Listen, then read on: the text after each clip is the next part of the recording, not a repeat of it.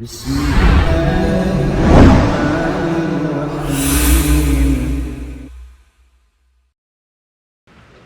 alhamdulillah, wassalatu wassalamu ala ashrafil anbiya wal mursalin wa ala alihi wa sahbihi wa man tabi'ahum bi ihsanin ila yaumiddin, amma ba'd.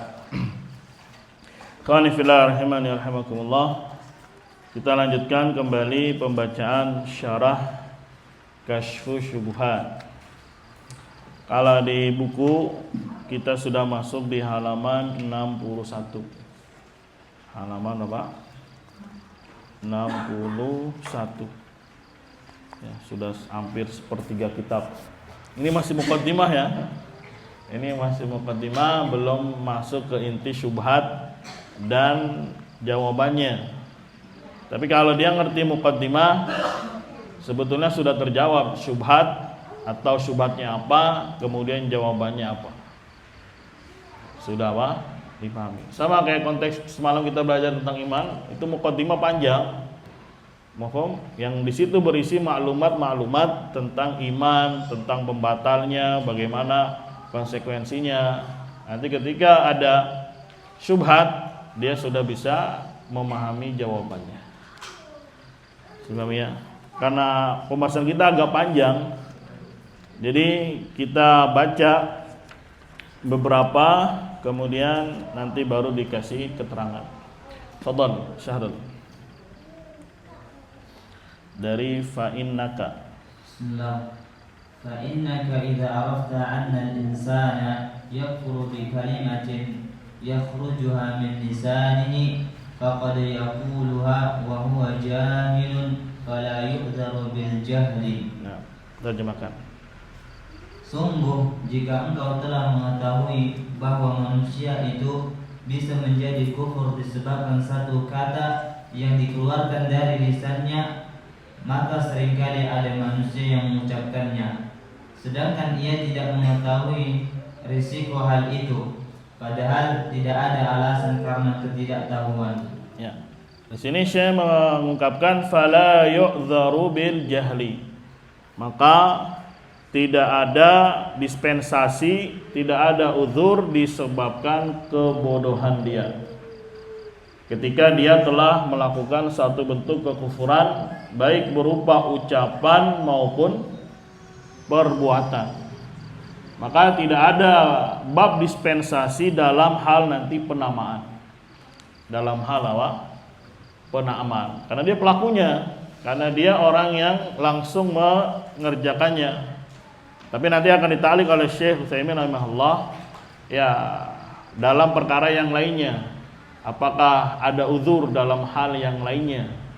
Tapi bukan bab penamaan, karena bab penamaan dari awal kita baca muqaddimah, Syekh Utsaimin sendiri sudah banyak sekali menegaskan bahwasanya orang tersebut adalah apa? Kufur. Orang itu telah keluar dari apa? Dinul Islam. Bahkan dalam satu kesempatan tanya jawab bersama Syekh Utsaimin ya, di beberapa majelisnya, ada orang yang bertanya, ya Syekh, ada seorang muslim melakukan begini-begini dari syirik besar, langsung disanggah oleh Syekh Utsaimin. Ya, penamaan penamaan kamu terhadapnya sebagai muslim itu sudah salah fatal, sudah keliru. Ya, makanya kalimat-kalimat nanti yang mungkin sifatnya global atau samar itu kan perlu didudukan. Jangan sampai dia hanya mengambil kalam-kalam yang mutasyabih, kemudian menembak lawannya bahwasanya saya memberikan uzur secara mutlak dan seterusnya. Padahal ada beberapa kondisi atau keadaan, sehingga dia harus tahu penempatannya, kapan dikasih uzur dan tidak diberikan apa? Uzur. Gitu. Karena banyak nanti kalamnya Syekh Utsaimin dipakai, ya terus bilang bahwasanya tuh Syekh Utsaimin memberikan uzur. Itu yang dipakai. Padahal kalam yang lain itu begitu banyak. Kemarin juga baru dikirimin katanya, nih ente nggak pernah tahu apa kalamnya Syekh Fauzan begini, saya memberikan uzur. Ya, ternyata setelah didengerin, uzur dalam bab memberikan hukuman dunia eksekusi. Itu aja yang dipakai sama dia. Padahal kalamnya Syekh banyak sekali dalam bab memberikan nama orang yang melakukan kekufuran, baik perbuatan maupun ucapan. Ya sama kayak semalam. Padahal sudah ijma bahkan dia bilang hampir, tapi yang dipetik, yang diambil yang mana? Yang sedikit.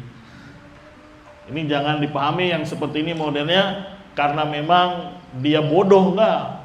Karena itu sekali lagi Allah tutup mata hatinya. Ya, jadi orang tidak bisa memahami perkara, tidak memahami masail itu bukan ujuk-ujuk karena dia bodoh, enggak. Dia pintar, dia bisa baca kitab, dia duduk di sisi para ulama. Tapi ada sebab akibat. Ketika ada yang hak datang, mafhum, tidak mau dikaji, tidak mau dipelajari, akhirnya Allah tutup apanya? Mata hatinya. Kalau Allah tutup mata hatinya, apa akibatnya? Tidak bisa mencerna, memahami masalah. Jadi bukan karena dia bodoh, enggak. Ya, tapi karena memang ada bentuk pengingkaran, ada bentuk pendustaan, ada bentuk cuek dan seterusnya, akhirnya Allah Subhanahu wa taala tutup, tidak bisa memahami. Itu ada banyak kalau antum jelaskan kepada teman, kepada ikhwah tentang masalah ini. Ketika dia mengingkari, menolak, pasti ujung-ujungnya apa? Gak ngerti gitu kan jadinya, gak paham masailnya. Nah itu iqab dari Allah Subhanahu wa taala. Bukan karena dia bodoh.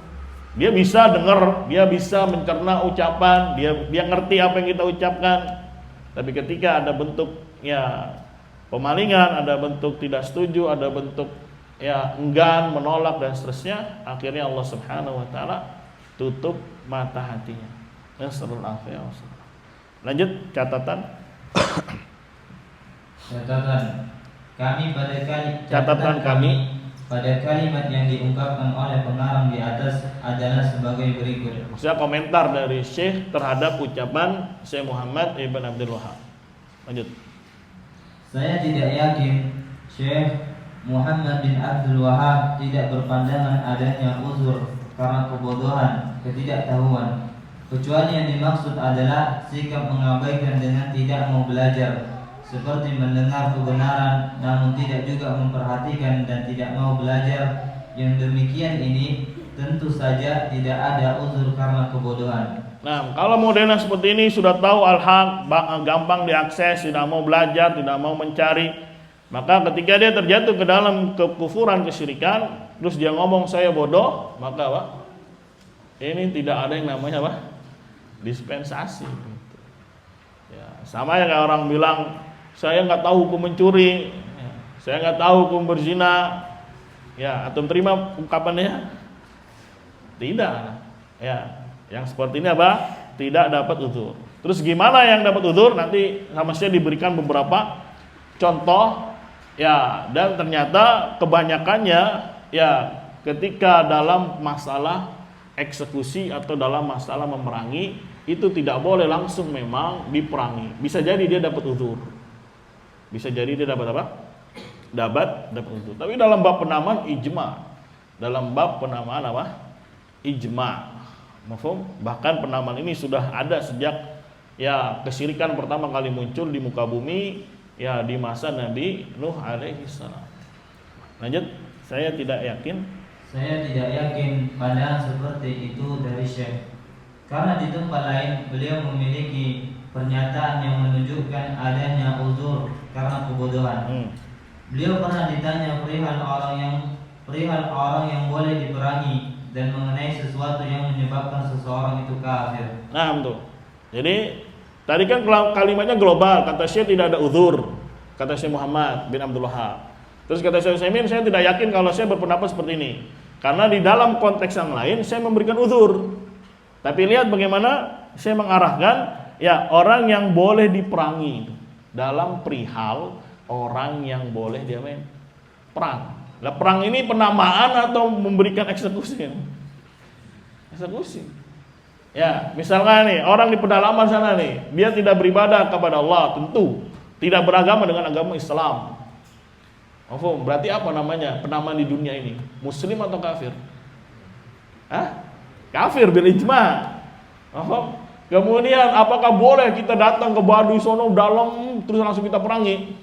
Yang enggak lah, diberikan uzur untuk tidak diperangi. Lah enggak hikmah lah, orang belum disampaikan apa-apa sudah diperangi.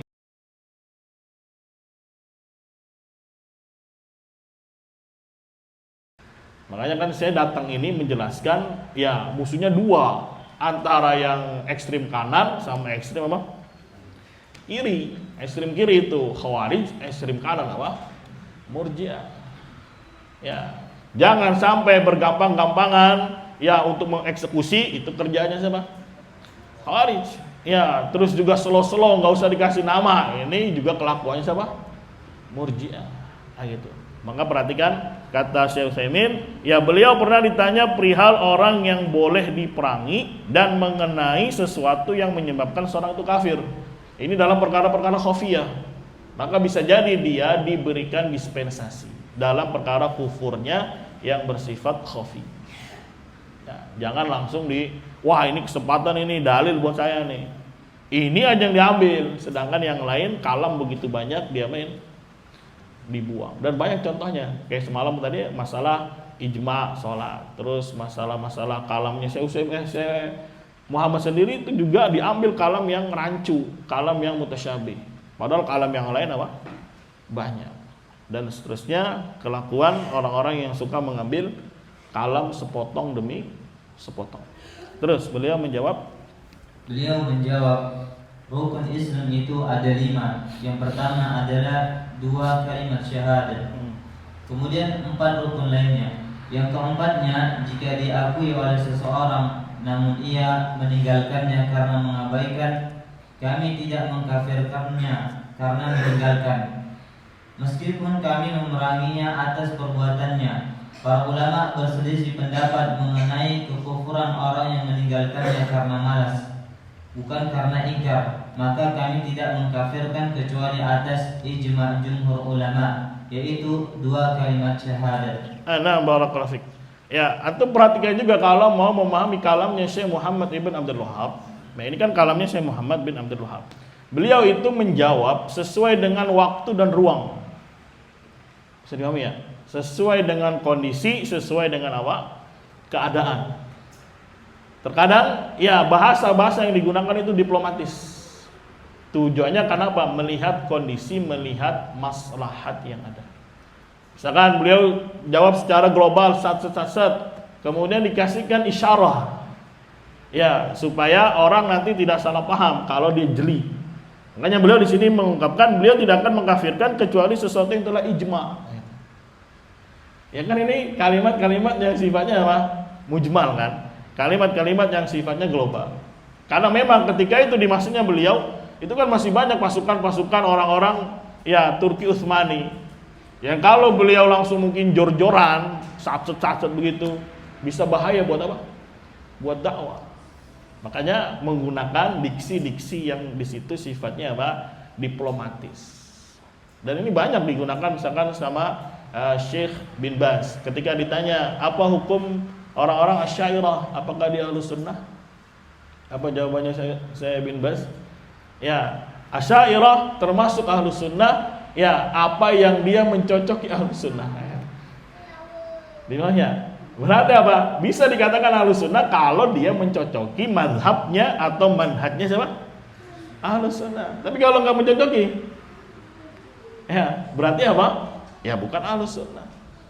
Cuma kan bahasa-bahasa yang digunakan memang harus cerdas, harus melihat apa kondisi yang ada. Kayak kemarin lagi kasus misalkan saya Fauzan ditanya tentang jamaah yang suka melakukan apa? Tahdzir misalkan. Ya, beliau jawabnya apa? Kalimat-kalimat yang di situ bersifat apa? Diplomatis. Karena memang ruangnya beda, ngumpul semua manusia di situ dengan pemahaman yang berbeda-beda. Akhirnya menggunakan bahasa-bahasa yang sifatnya apa? Diplomatis dan tidak ada kedustaan di situ. Memang benar, kami tidak akan mengkafirkan seseorang kecuali perkaranya telah apa? Ijma. Dikasih contoh sama beliau seperti dalam kalimat syahadat. Itu makna la ilaha illallah. Ketika dia tidak menghadirkan rukunnya, ketika tidak menghadirkan syaratnya. Bisa dipahami ya? Dari bikin kalimat-kalimat yang sifatnya global. Ini kalau kondisi dan situasi memang menuntut seperti itu. Ya, jangan maunya katanya begini, berarti terus jawabannya begini, berarti itu tidak konsisten. Enggak begitu konsepnya. Karena ada yang gara-gara begini, akhirnya saya sendiri dikafirkan oleh orang yang belajar kitab Syekh Muhammad bin Abdul Wahhab. Unik kan ya? Ya, jadi dia baca kitabnya Syekh. Terus ada kalimat-kalimat yang mujmal. Misalkan Syekh pernah bilang begini, dulu saya tidak mengerti masalah tauhid. Ya, saya hanya sibuk dengan masalah fikih Hambali dan seterusnya. Kemudian Allah beri saya taufik untuk membaca kitab-kitabnya Syekhul Islam, Ibnu Qayyim. Baru saya ngerti. Langsung dia ilzam. Berarti dulu katanya Syekh Muhammad rahimahullah itu kafir katanya. Gara-gara tidak mengerti masalah apa? Tauhid. Kan lucu jadinya. Ya, padahal maksudnya saya di situ ya tidak sampai memahami dengan jeli, dengan teliti, dengan detail masail-masail yang sifatnya rumit, yang sifatnya khafiyah. Hanya tahu yang global saja bahwasanya tauhid itu ya la ma'budu bihaqqin illallah, tapi masail-masail turunnya belum terlalu dipahami. Ya, padahal itu yang dimaukan oleh saya tergantung apa kondisi dan tempat ketika berbicara. Jadi jangan hanya mengambil satu titik atau satu perkara saja. Ya, maka kalam-kalam yang seperti ini sifatnya kan mutasyabih. Mafhum? Ketika ada mutasyabih kita kembalikan ke mana? Ke yang muhkam. Dan kalam yang muhkam. Buat apa saya nulis kitab ya apa namanya Mufidul Mustafid Fitar Tauhid itu? Apa gunanya beliau menulis ya memberikan faidah tentang kafirnya orang yang meninggalkan apa? Tauhid. Yang sampai hari ini pun kitabnya susah dicari. Ya, dipelajari aja nggak ada, nyarinya aja lah. Susah. Kalau PDF-nya masih banyak. Ya, hatta di Saudi sendiri susah untuk dicari. Kemarin dapat dari yang Mesir dan seterusnya. Karena itu memang gamblang sekali beliau mengkafirkan orang-orang yang melakukan syirik besar. Jadi kalimat-kalimat yang seperti ini harus didudukan dengan baik dan tepat porsinya gitu. Jangan cuma ngambil sepotong-sepotong sehingga dijadikan apa? Hujjah. Lanjut kemudian kami mengkafirkannya setelah memberikan pengertian. Jika ia mengerti namun mengingkari, kami katakan musuh-musuh kami yang menyertai kami ada beberapa jenis. Perhatikan juga di sini kata saya kami mengkafirkan setelah memberikan pengertian. Ini juga kadang dijadikan dalil. Nggak boleh mengkafirkan seseorang kecuali setelah diberikan pengertian, diberikan hujah, disamperin ke rumahnya dan seterusnya dihilangi subhatnya. Maka kita katakan ya bahwasanya jenis kekufuran itu ada dua. Kufur yang bersifat zahir, ada kufur yang bersifat batin. Nah, ini juga yang harus kita pahami. Ya, itu bisa dengar ceramah-ceramahnya Syekh Shalih Utsaimin ya, kata beliau kalau ingin memahami kalamnya Syekh Muhammad Ibnul Wahhab memang merujuk kepada anak keturunannya. Pasti top insyaallah. Pasti benar pemahamannya. Tapi kalau merujuk kepada yang enggak ngerti dakwah, ya udah acak-acakan sudah. Ya, misalkan satu sisi di sini saya mengkafirkan, satu sisi sini tidak mengkafirkan. Maka kita lihat konteksnya. Maka dari sana disebutkan kufur ada dua, kufur zahir, kufur batin. Apa kufur zahir? Sekedar kita melihat dia melakukan syirik besar, ya maka namanya kufur zahir. Bab penamaan kita namakan dia musyrik kafir. Mafhum? Tapi untuk mengkafirkan batin kita nggak bisa, nggak tahu. Harus diapain dulu? Didudukan, diinterogasi dan seterusnya. Kalau memang kufurnya sampai ke jero itu mana? Batin, maka buat efek had, hukuman dunia.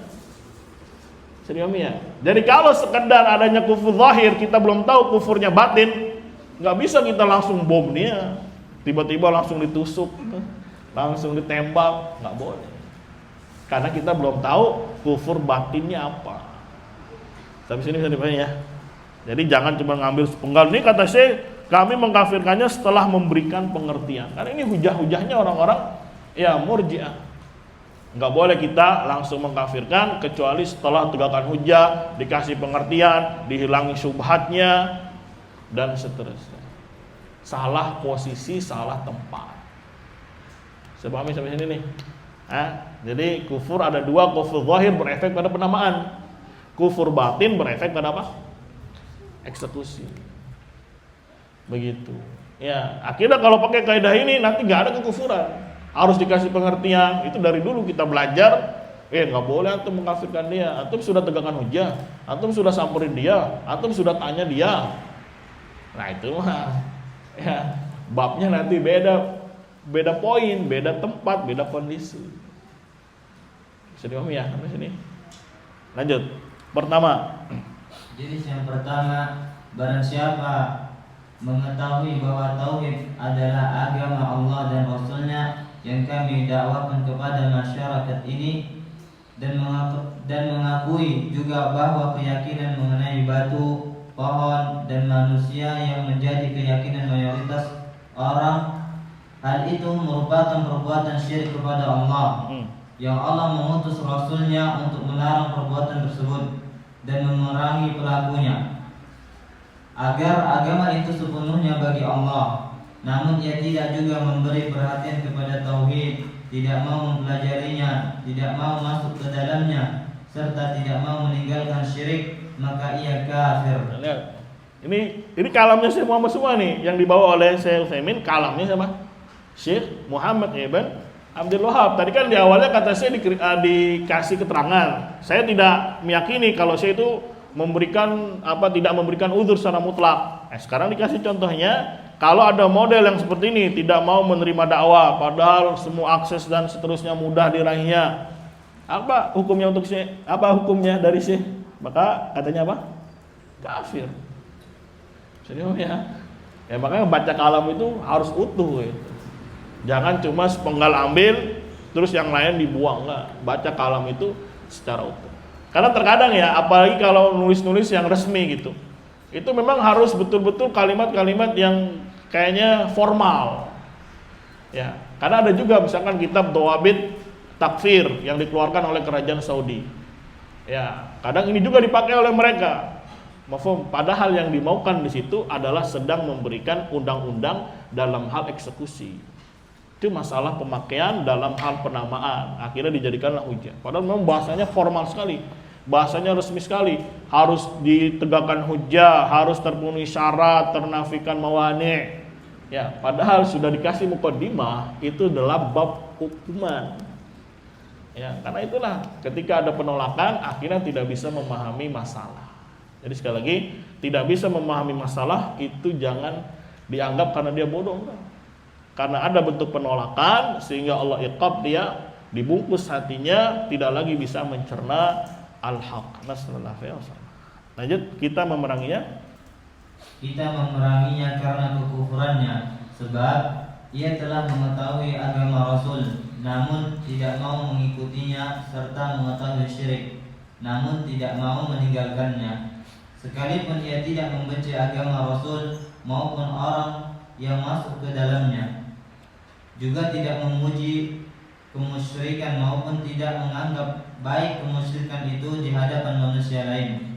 Nah, ini kondisi pertama yang Syekh mengkafirkannya. Intinya dia telah datang dakwah kepada dia tentang tauhid tapi tidak mau menerimanya. Maka yang seperti ini apa? Dikafirkan ketika dia terjatuh ke dalam apa? Syirik besar. Walaupun dia sholat, walaupun dia melakukan ibadah-ibadah dan seterusnya, maka dia telah jatuh dalam hal apa? Kekufuran, dinamakan apa? Kafir. Lanjut yang kedua. Jenis yang kedua, barang siapa telah mengetahui hal itu akan tetapi terbukti pula tindakannya mencela agama Rasul, meski ia mengaku meski ia mengaku menjalankan agama, dan telah jelas pula darinya bahwa ia memuji orang yang menyembah Yusuf dan Ashqar, serta orang-orang Kuwait yang menyembah Abu Ali dan Khidir, juga mengutamakan mereka atas orang yang mentauhidkan Allah dan meninggalkan syirik, maka yang ini lebih besar kesesatan dan dosanya daripada kelompok pertama. Bagi golongan ini berlaku firman Allah, falamma ja'ahum ma 'arafu kafaru bihi fala'natullahi 'alal kafirin. Tatkala telah sampai kepada mereka apa yang telah mereka ketahui itu, mereka mengingkarinya, maka laknat Allah bagi orang-orang yang ingkar. Ya. Kenapa dia artinya ingkar ya? Seharusnya kafir aja orang juga kafirin. Emang takut banget kalau bilang kafir ya. Ada jelas-jelas ini fala'natullahi 'alal kafirin, itu laknat Allah bagi orang-orang yang apa? kafir. Kalau ingkar nanti diksinya malah ya tidak kafir dan seterusnya. Al-muhim yang jenis yang kedua ini lebih parah. Dari sisi dia sudah ngerti, sudah paham, bahkan dikasih sampel tentang mencela agama Rasul. Ini kan perkara-perkara ijma.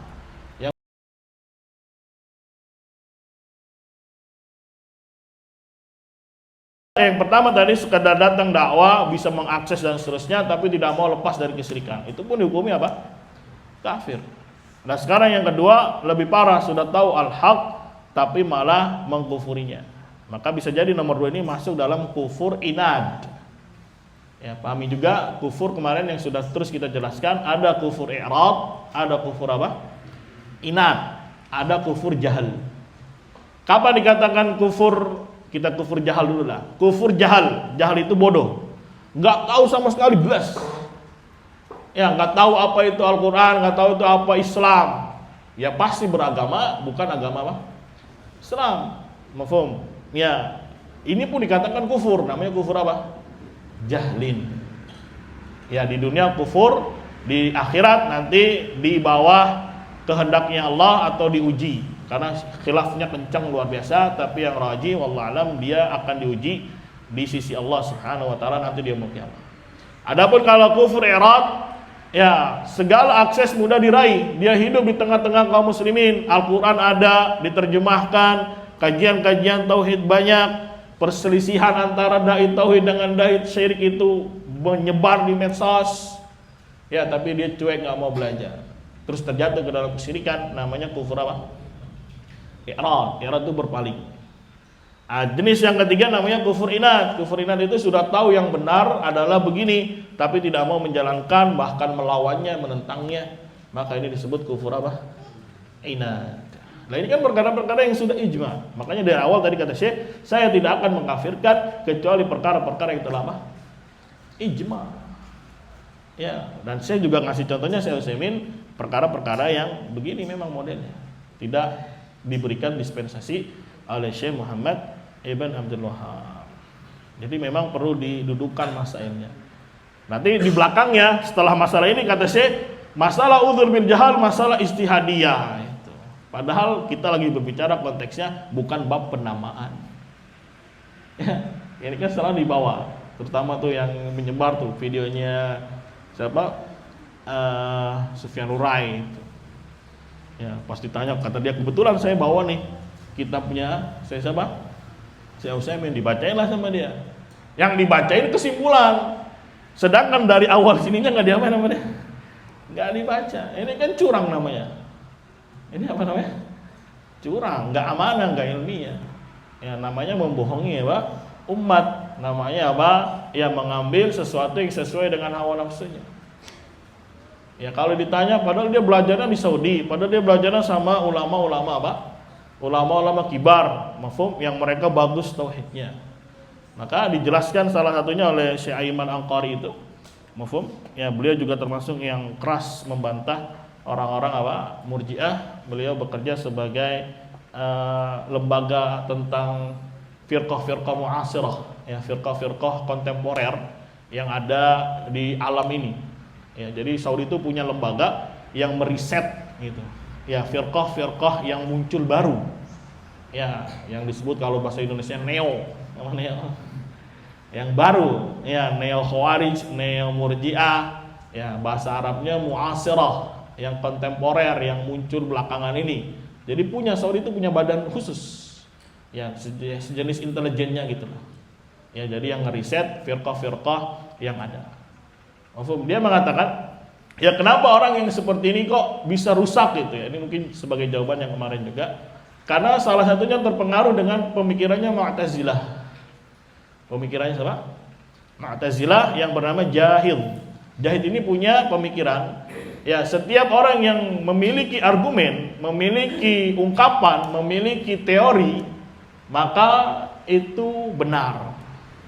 Gak boleh kita katakan salah. Nggak boleh kita katakan itu batil.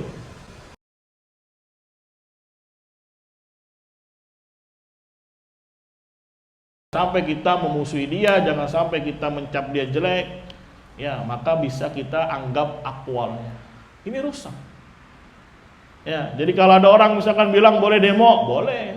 Ada yang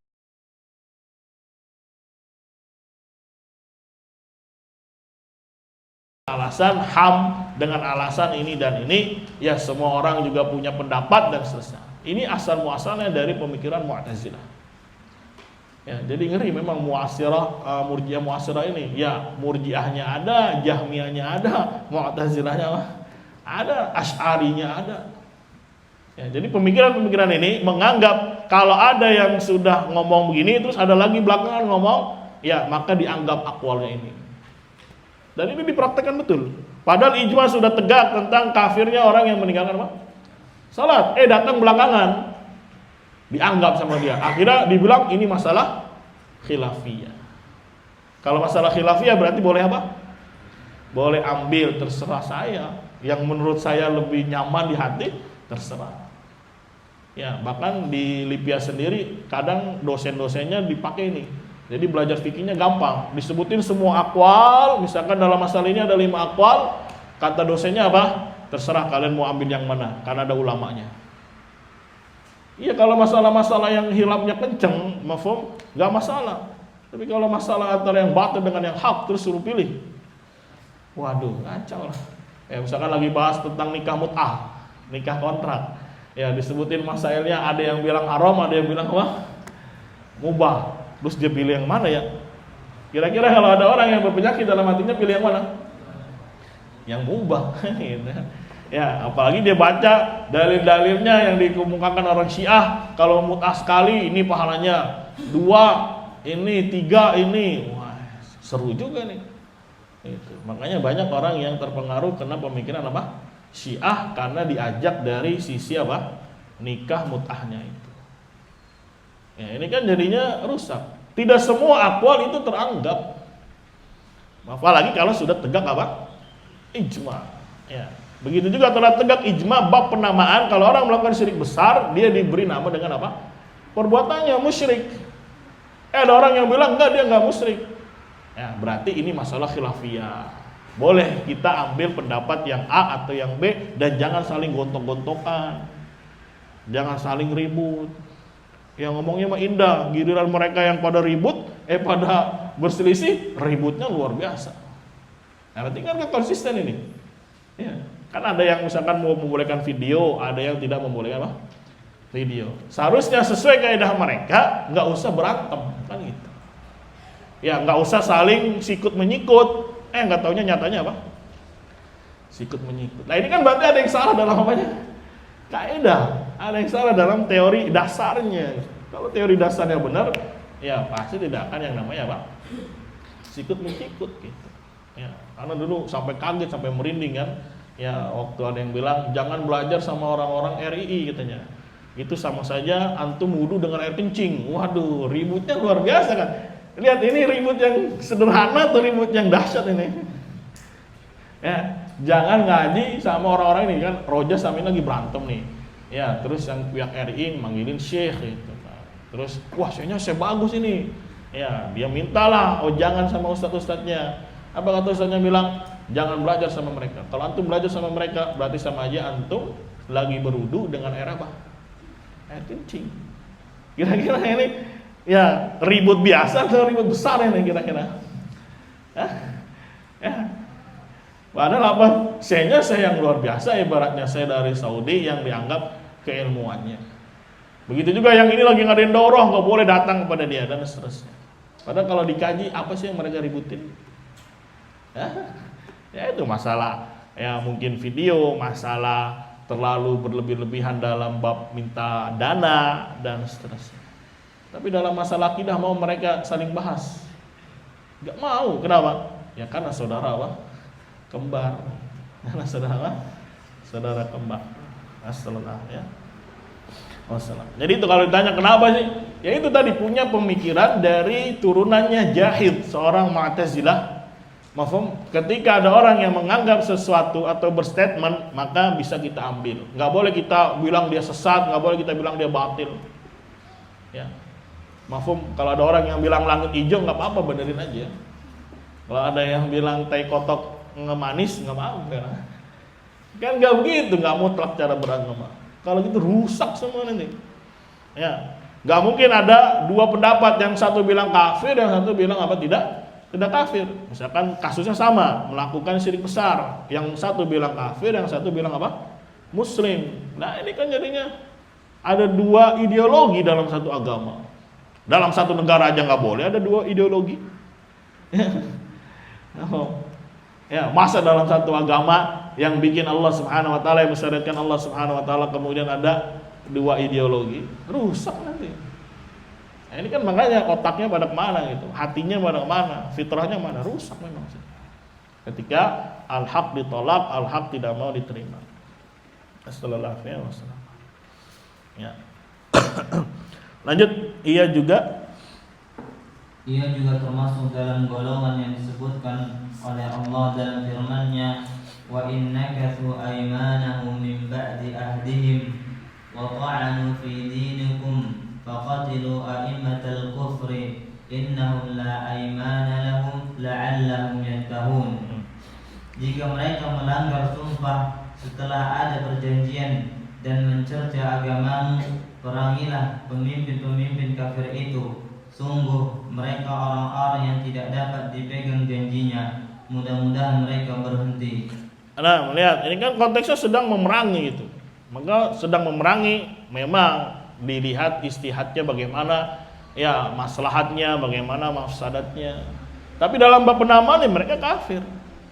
Ya, tapi dalam memerangi dan seterusnya bisa jadi dapat udzur. Ya, seperti tadi nomor pertama misalkan nggak langsung diperangi. Tapi kalau yang sampai melawan dan seterusnya, maka apa? Tidak ada udzur untuk memerangi mereka. Makanya kan ketika mau perang nih misalkan, kirim delegasi, ya didakwahin terus, didakwahin lagi. Ya, mau terima nggak nih? Mafhum? Ya, kalau terima kalian aman, tapi bayar upeti. Tapi kalau kalian tidak mau menerima, maka konsekuensinya apa? Perang. Terus kalau dibilang, ya saya mau perang, ya sudah perang. Nah, ini kan perkara-perkara istihadiyah yang perlu dilihat kondisinya, yang perlu dilihat ya faktualnya seperti apa. Tapi dalam bab penamaan tetap aja Allah katakan a'immatul kufur. A'immah kufur itu sama kufur apa? Ya lebih gede mana? Ya a'immah kufur. Maksudnya betul-betul dia adalah pemimpinnya, betul-betul dalam bab penamaan memang ini orang-orang apa? Kufur. Tapi untuk memeranginya, untuk mengeksekusinya, ya terkadang perlu disamperin, perlu ditegakkan hujah. Kemudian ketika dia ngeyel, baru apa? Ya turunlah istihad perang dan seterusnya ketika memang ada kemampuan, ketika ada maslahat yang besar. Kalau nggak ada, ya tahan dulu. Mau mati konyol ya.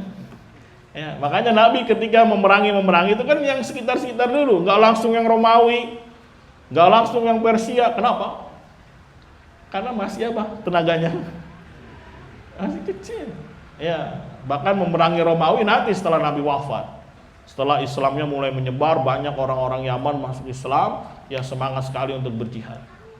Barulah menguasai Romawi, Persia, ya sampai Andalus. Ya, mafhum. Ya karena ini perlu istihad, perlu melihat kondisi. Enggak mungkin walaupun nabi-nabi, ya Nabi Muhammad adalah seorang rasul, ya dan kekufuran banyak di sana, tapi nggak ada kemampuan. Ya kalau mau langsung ke Andalus misalkan, ya perlu jalan kaki, perlu buat apa lagi? Kapal. Lah itu kan belum tersedia. Ya sudah, perangi yang dekat-dekat dulu. Karena memang ya kekuatannya baru segitu. Nanti kalau sudah besar baru merangi apa? Romawi, merangi yang mana? Persia, sampai terus menyebar ke Afrika dan seterusnya. Ya ini makanya perlu kita juga melihat kondisi. Intinya dudukan masailah.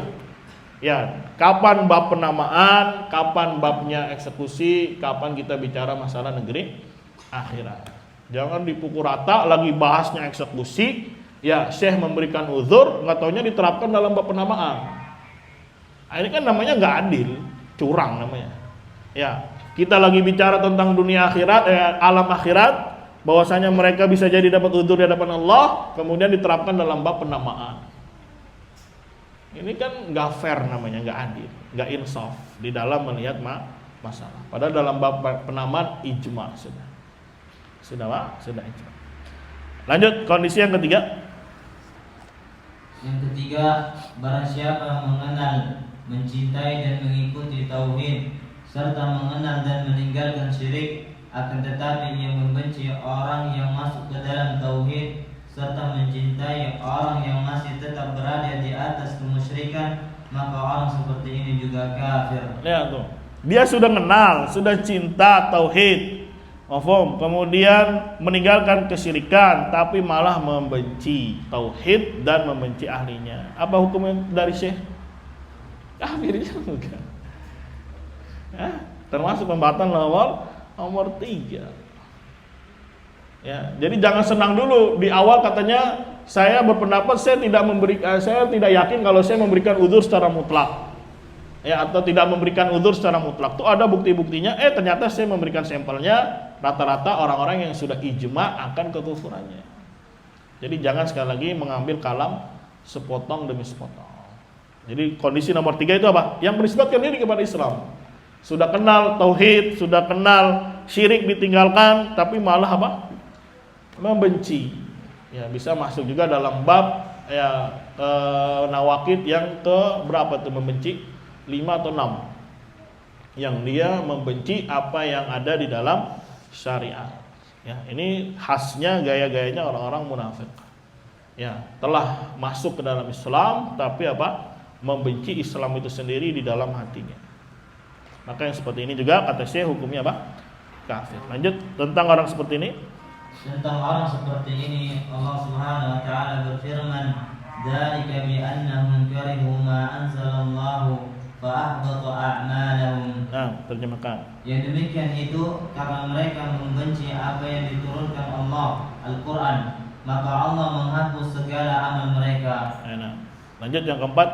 Yang keempat, orang yang selamat dari ini semua, akan tetapi penduduk negerinya terang-terangan menyatakan memusuhi ahli tauhid, orang-orang yang bertauhid dan mengikuti orang-orang musyrik, juga berupaya memerangi ahli tauhid.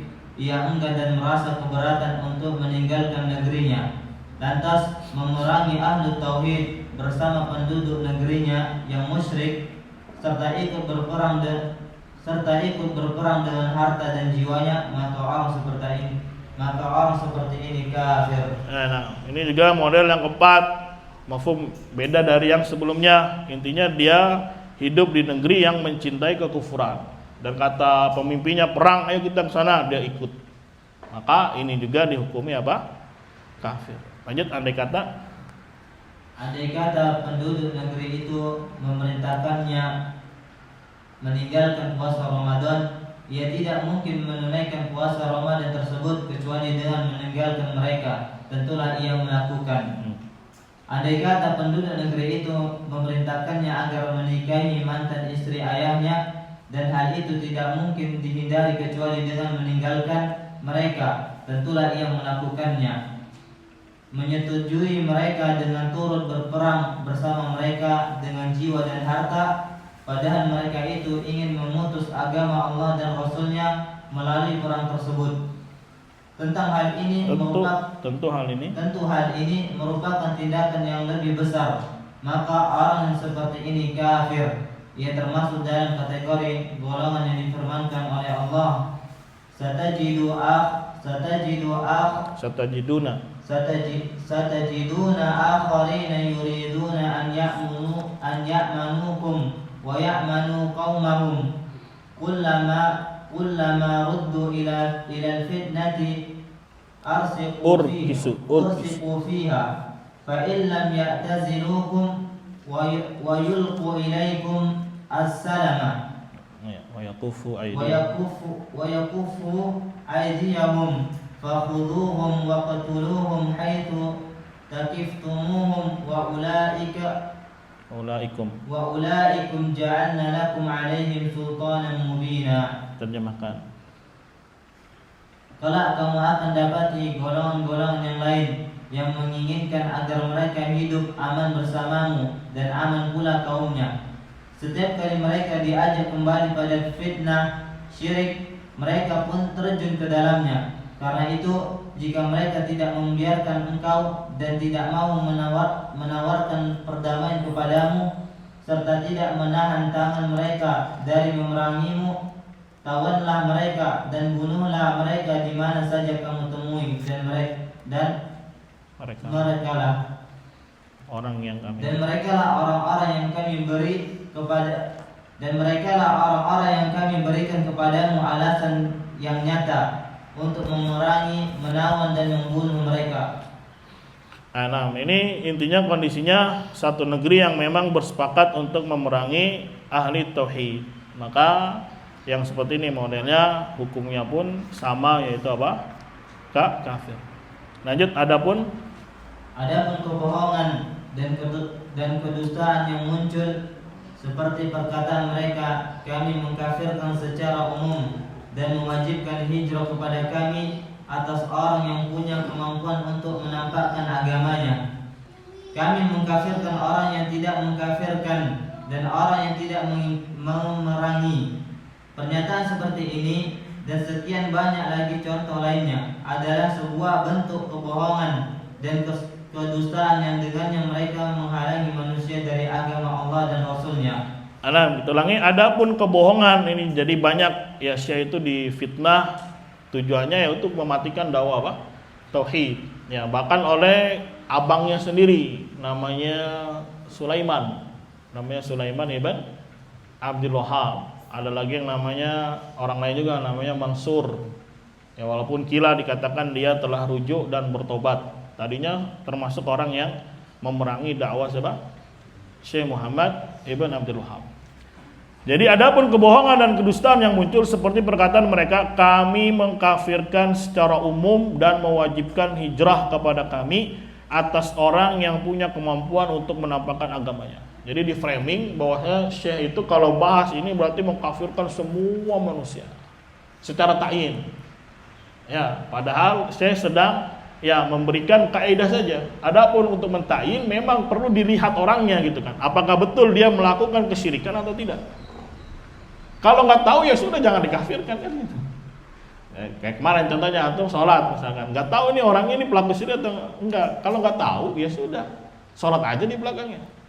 Nggak usah harus dikorek dulu, pok dulu Pak Imam. Ya itu melakukan kufuran nggak tahu. Ya ini dituduhnya di framingnya Syekh Muhammad itu apa? Ya melakukan pengkafiran secara global orang-orangnya. Padahal saya sedang memberikan apa? Kaidah secara umum. Makanya nanti ada kafir yang memang sifatnya umum dan ada yang sifatnya apa? Ta'in. Misalkan yang umum, barang siapa yang melakukan syirik besar, maka dia apa? Kafir gitu kan. Ya, adapun untuk mentakyin orangnya, memang kita sendiri harus mengilmui, melihatnya atau mempunyai maklumat bahwasanya memang dia melakukan apa? Syirik besar. Kalau nggak tahu ya sudah, kita pakai kaidah umum. Tapi di framing syekhnya itu apa? Mengkafirkan semua orang. Nah, ini kan namanya menjauhkan manusia dari agama apa? Tauhid. Karena memang fitrahnya manusia itu nggak suka dengan perkara-perkara yang keras gitu.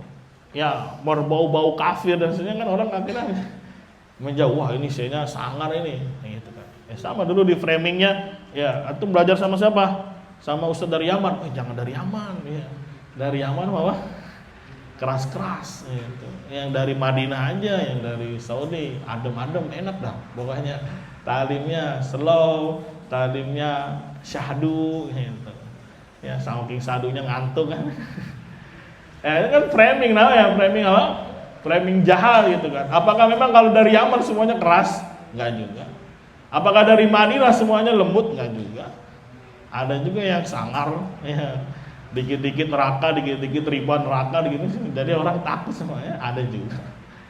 Ya, apa enggak lazim kan gitu. Tapi dilazimkan. Kalau misalkan kita begini berarti harus semuanya kena. Enggak.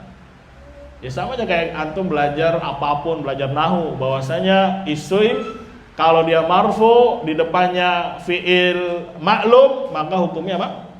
Fa'il. Bukan berarti semua benda, semua kata hukumnya fa'il. Ya, tinggal kita periksa. Kalau dia sesuai dengan kaidah, maka kita hukumi fa'il.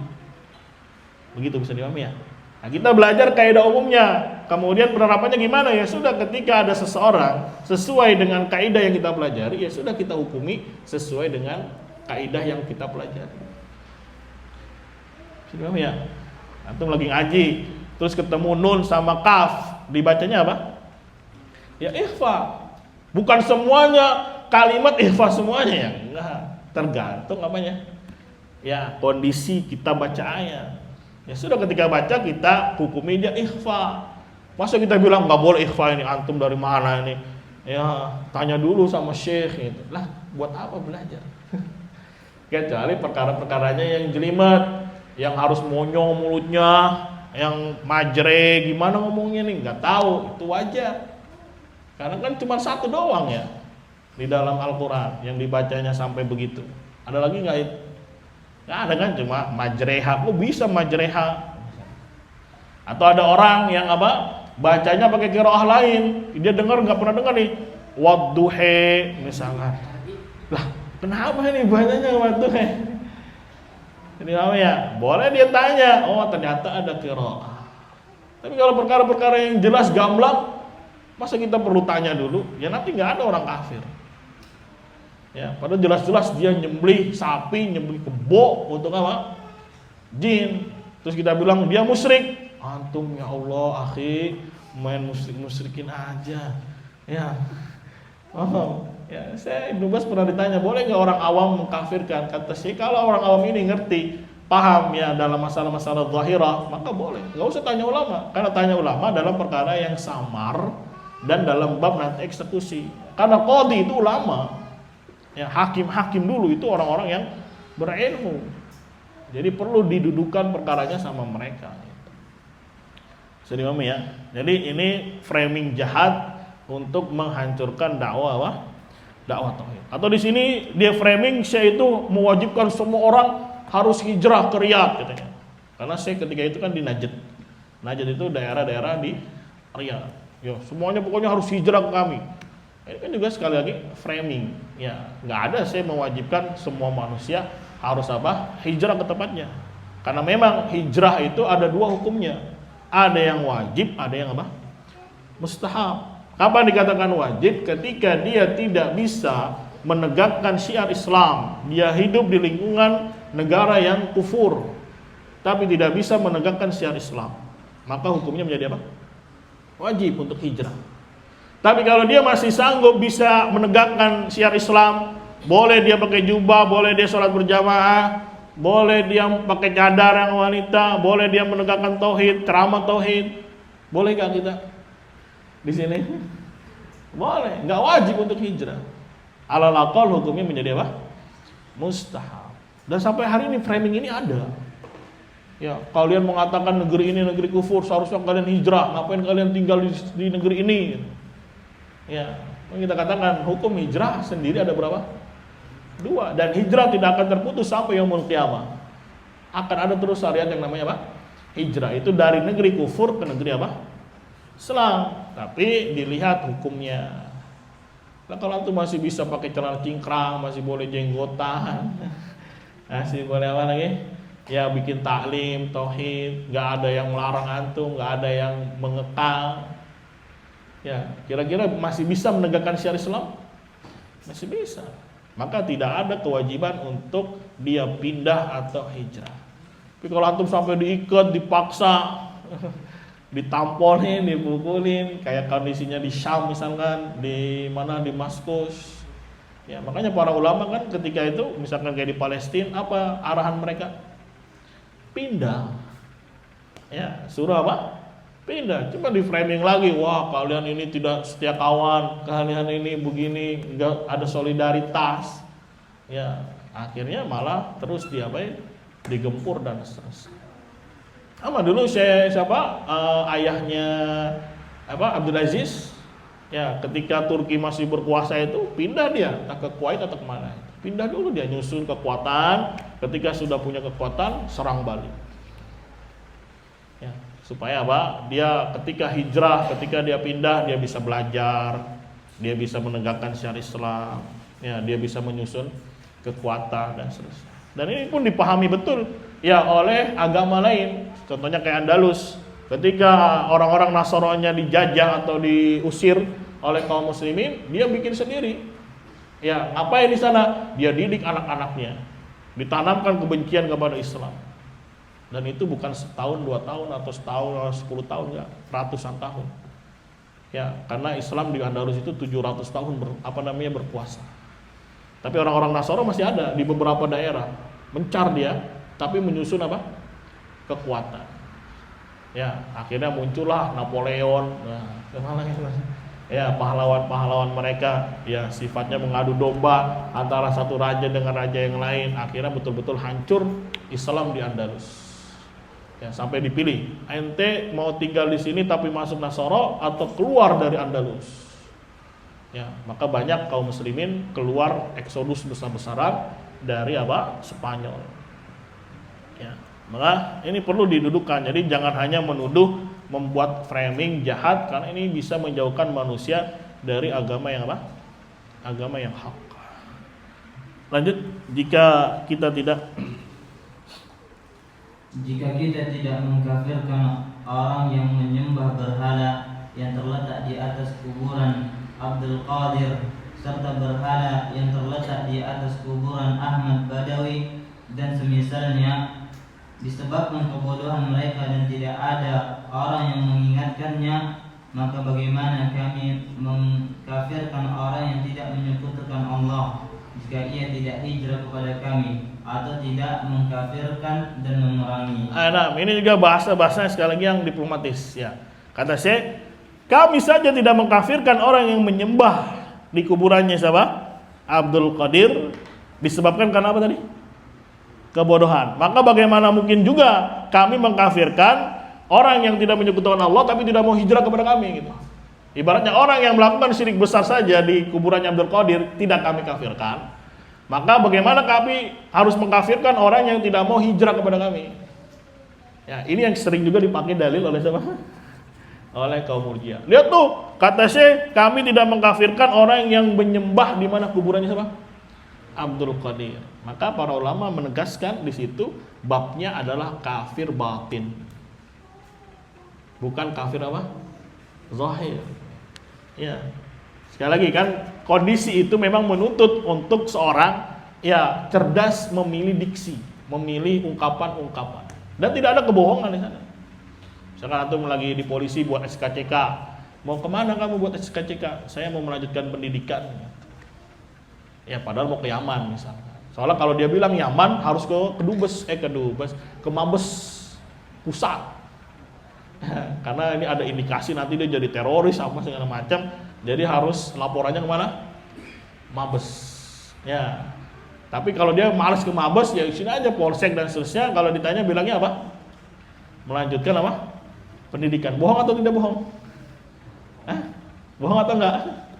Enggak, kan benar melanjutkan pendidikan. Cuma memang tidak disebut ke Yamannya.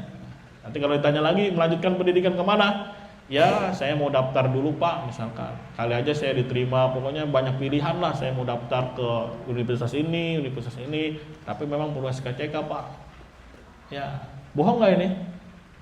Kan enggak, coba memang pilihan diksinya yang umum gitu. Supaya dikasih persetujuan ACC. Bikin apa?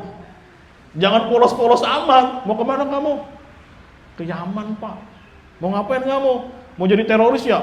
Wah bapak nuduh saya misalkan bapak ini benci Islam ya, langsung begitu. Udah langsung dicoret dia, SKCK-nya nggak dikasih. Ya apa? Ya bukan berarti ngajarin dusta, tidak, tapi memang lihat kondisi, lihat keadaan. Maksudnya, maka kan harus jeli gitu. Mana pilihan diksi yang memang bisa menyelamatkan dakwah. Makanya kata saya di sini, ya, saya tidak mengkafirkan orang yang menyembah berhala yang terletak di atas kuburannya Abdul Qadir serta berhala yang terletak di atas kuburan Ahmad Badawi. Mafhum dan yang semisalnya. Disebabkan apa? Kebodohan. Ini dijadikan selalu alasan mereka orang-orang yang mengatakan tidak boleh mengkafirkan. Padahal di sini saya sedang berbicara konteksnya apa? Ya, hukuman apa? Makanya dari awal itu kan bahasnya perang-perang terus ya. Ya, makanya yang dimaksudkan dengan sini adalah kufur batin. Ya, misalkan saya kan melihat di sono di Irak, di Baghdad ada yang nyembah Abdul Qadir. Lah kan saya nggak bisa langsung perangin ke sana. Saya ya, nggak bisa langsung mengeksekusi ke sana. Paham ya maksudnya? Tapi dalam bab penamanya mereka kafir. Tapi memang pilihan diksi. Kan betul, kafir dia tidak kafir, tapi kafir apa? Batin. Ditambah lagi konteksnya memang sedang berperang. Lihat aja tuh dari awal-awal sebelumnya, itu lagi konteksnya apa? Memerangi. Nah, ini yang tidak bisa dipahami oleh orang-orang yang terkena virus apa tadi? Irja. Ini lagi yang diambil lagi. Ini namanya nggak fair. Iya. Padahal kalau dia mau baca kalamnya saya secara global, itu saya mengkafirkan dalam bab penamaan. Sudah ya.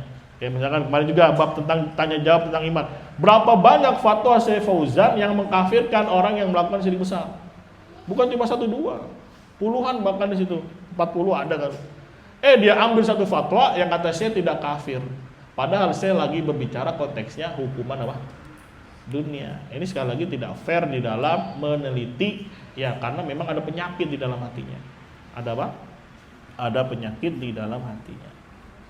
Maka di sini katanya subhanaka hadza buhtanun azim. Maha suci Allah, ini merupakan kedustaan yang apa? Yang besar. Jadi sekali lagi dakwah itu memang perlu apa? Ya, siasat. Siasat itu politik. Ya, antum di masyarakat, antum sama keluarga, pelan-pelan ngomongnya jangan terlalu saklek. Ya, nanti malah dijauhi. Ya memang sunnatullah pasti dijauhi, tapi minimal kita juga punya siasat gitu supaya dakwah ini bisa diapain? Diterima.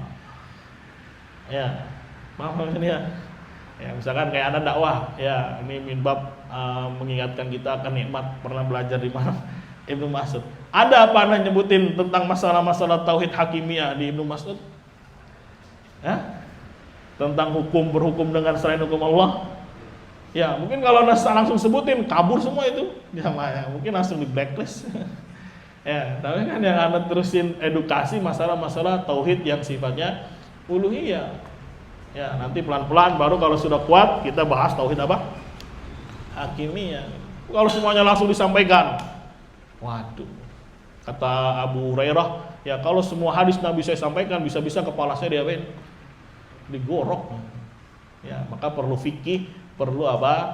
Ya, mengetahui fikihnya gitu, bagaimana cara berdakwah.